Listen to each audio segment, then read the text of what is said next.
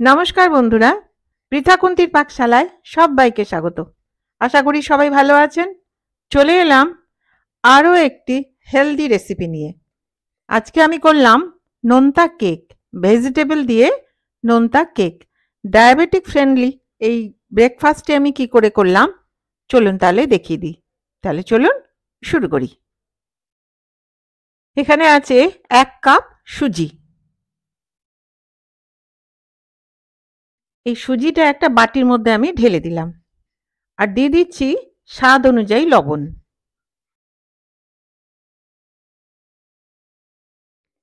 আমি diabetic friendly রেসিপিটা করছি, সেই জন্য দিয়ে দিলাম 6টা সুগার ফ্রি ট্যাবলেট, এই ঝাল মিষ্টিটা একটু ব্যালেন্স করার জন্য।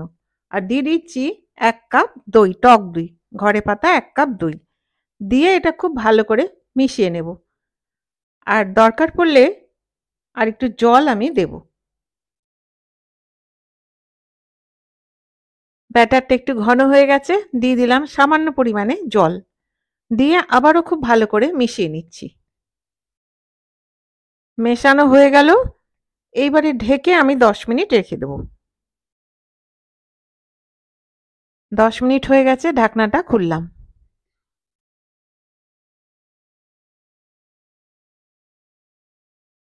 দিয়ে দিলাম 3/4 চামচ বেকিং পাউডার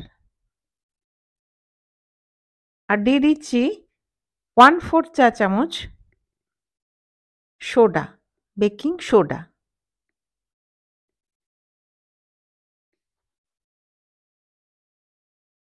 আর সামান্য পরিমাণে জল দিয়ে খুব ভালো করে মিশিয়ে নিচ্ছি।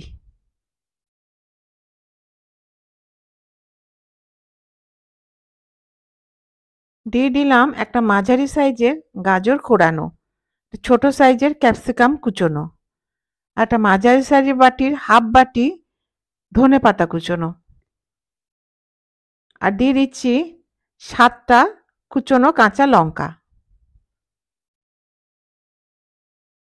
দিয়ে খুব ভালো করে মিশিয়ে নিচ্ছি।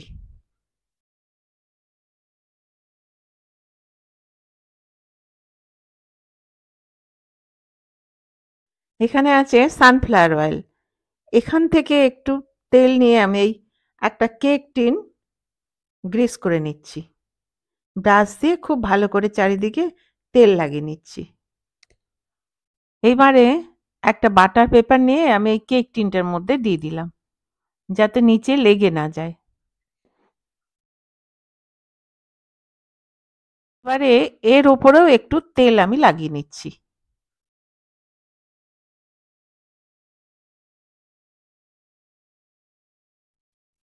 এইবার এই ব্যাটারটা আমি এই কেক টিনটার মধ্যে দিয়ে দিলাম। এটা কিন্তু খুব বেশি পাতলা হবে না, নর্মাল যে কেক করি তার থেকে একটু মোটা।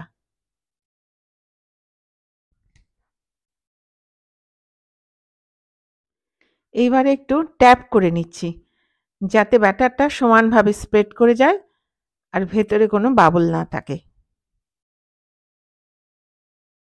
এইবারে একটা কড়াইতে 1/2 কিলো লবণ দিয়ে গ্যাসটা অন করে দিলাম। এই লবণটা আমি গরম করে নেব।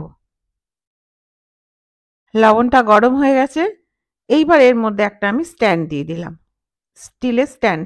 যার কাছে যে স্ট্যান্ড থাকবে সে সেটাই দেবে। দিয়ে এটা ঢেকে আমি প্রায় 10 মিনিট মতো এটাকে প্রিহিট করে নিচ্ছি। 10 মিনিট হয়ে গেল, ঢাকনাটা খুললাম। খুলে এর মধ্যে এই কেকের কন্টেনারটা দিয়ে দিলাম, কেক টিনটা আমি দিয়ে দিলাম। এইবারে এটা ঢেকে আমি 40 মিনিট রেখে দেব লো ফ্লেমে। এতক্ষণ আমি এটা মিডিয়াম ফ্লেমে গরম করে নিয়েছি। 40 মিনিট পর খুলে দেখছি কেমন হলো। 40 মিনিট হয়ে গেল, ঢাকনাটা খুললাম। কত সুন্দর হয়েছে কেকটা, একদম জমে গেছে। এইবার একটা চাকু দিয়ে দেখে নিচ্ছি হলো কি হলো না। একদম পরিষ্কার বেরিয়ে এসছে, তার মানে কেকটা হয়ে গেছে। এইটা আমি এবার তুলে নিলাম।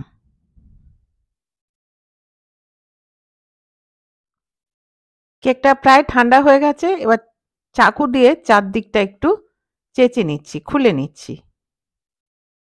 দিয়ে আরেকটা প্লেট দিয়ে আমি উল্টে দেব।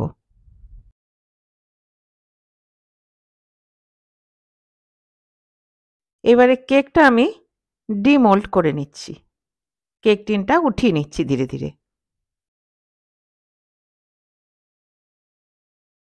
এবারে বাটার পেপারটা আমি তুলে নেব।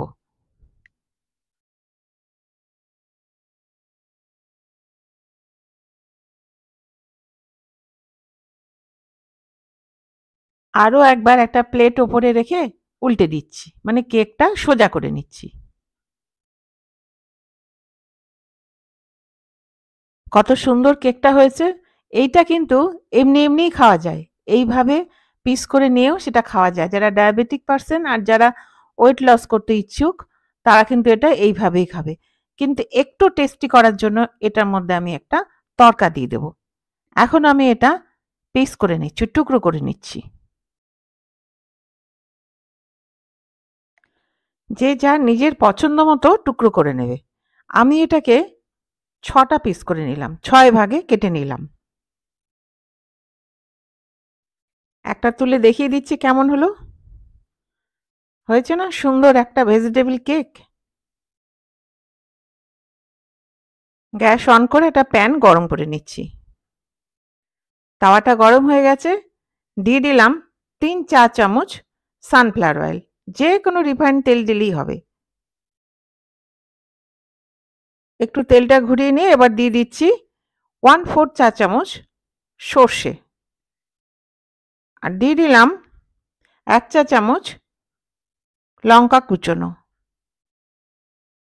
দিয়ে একটু নেড়ে নিচ্ছি।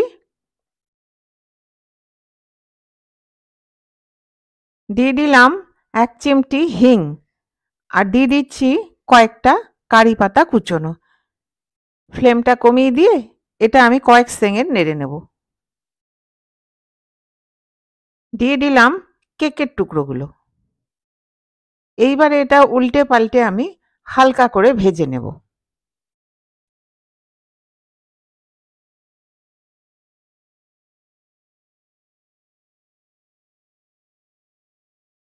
এটা ভাজা হয়ে গেছে, এবার গ্যাসটা বন্ধ করে দিলাম।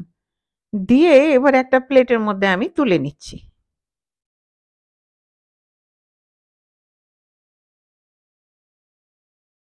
তাহলে বন্ধুরা, তৈরি আমার নোনতা সবজির কেক, সল্টি ভেজিটেবল কেক। এইটা সবার জন্য, ডায়াবেটিক পার্সন, নন ডায়াবেটিক পার্সন, যারা ওয়েট লস করতে চায় তাদের জন্য, যারা ওয়েট লস করতে যায় তারা ইচ্ছে না হলে তেল দিয়ে ভেজে নেবে না, এমনি এমনি খেয়ে নেবে। আর এটা অন্যান্য চাটনি থেকে টমেটো সস দিয়ে খেতে বেশি ভালো লাগে। এই কেকটা সকালে জলখাবারের সাথে সাথে বিকেলে স্ন্যাক্স হিসেবেও চায়ের সাথে নেওয়া যায়।